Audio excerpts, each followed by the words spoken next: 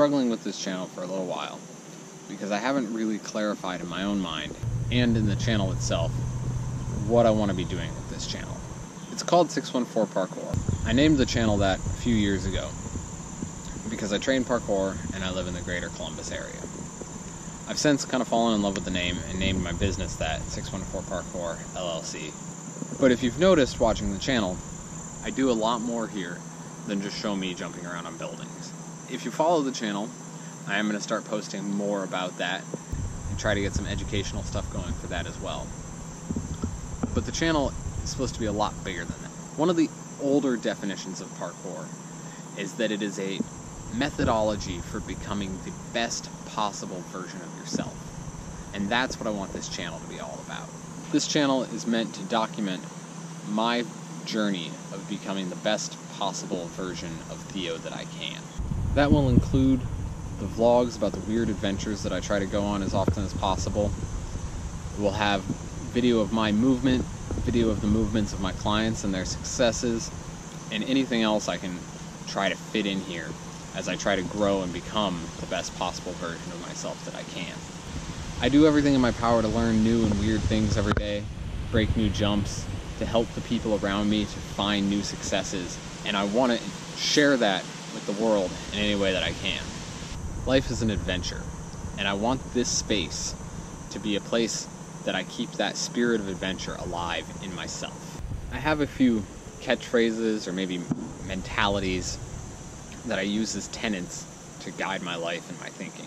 Those are constant state of improvement, living every day as an adventure, and being an active player in my life. What do those mean?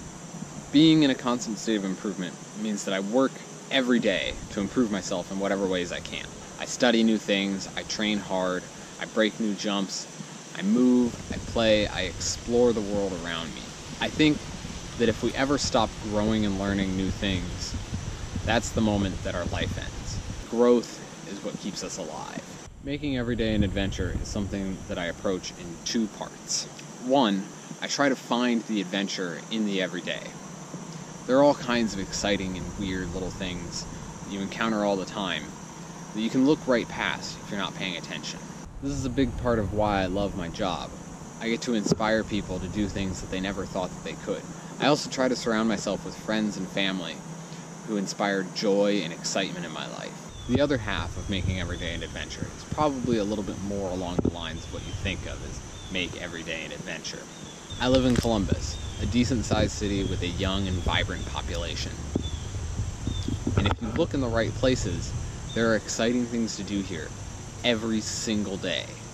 I go out salsa dancing, I go to improv classes, I find places to go jump around. Just the other day, I bought tickets to go paintball shooting.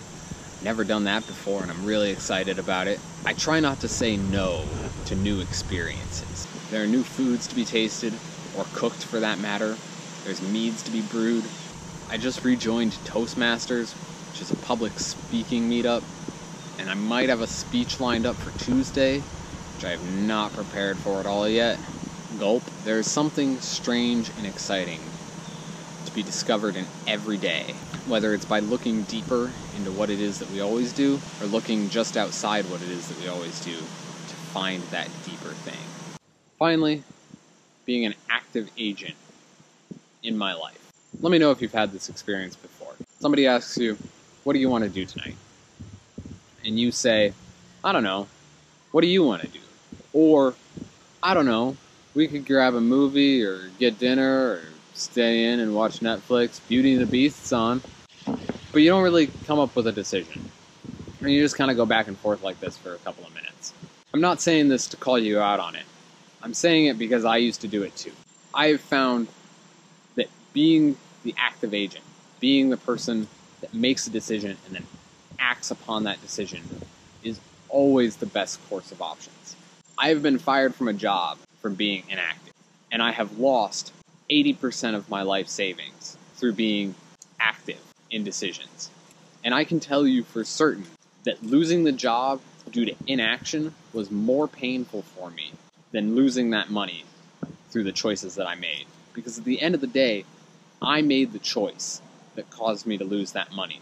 But in the case of that job, It was my listlessness and my inability to decide and execute that made me perform poorly. It's easy to fall into the trap of wanting to push decision onto other people. If you make the wrong decision, then you have to live with those consequences. However, not making a decision is also a decision in itself. I can tell you right now that the choice to decide will be harder, and you may be wrong, but at least you did something. This video has taken kind of an odd turn for me at the end.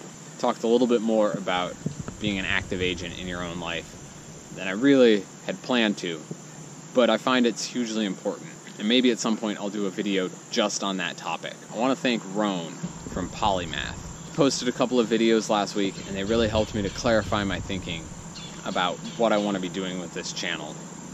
If you're still here and you're watching this video, don't let autoplay make decisions for you. Go outside and play.